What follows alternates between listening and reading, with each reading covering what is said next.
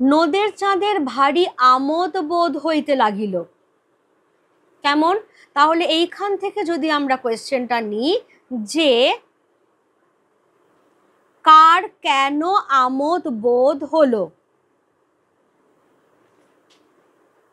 কার কেন আমোদ বোধ হলো, আমোদ মানে আনন্দ, সবাই জানো, কার কেন আমোদ বোধ হলো।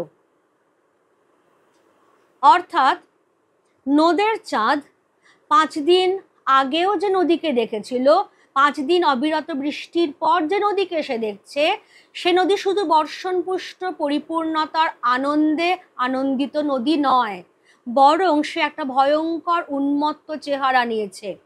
তার জলপ্রবাহ ধারক স্তম্ভের গায়ে এসে ধাক্কা খেয়ে একটা ফেনিল আবর্ত ঘূর্ণিপাকের সৃষ্টি হচ্ছে। এই সমস্ত কিছু দেখে শুনে, আর জলটা এতটাই উঠে এসেছে যে হাত বাড়ালেই স্পর্শ করা যায়, এই সব কিছু দেখে শুনেই নদের চাঁদের ভারী আনন্দ হতে লাগলো। এবার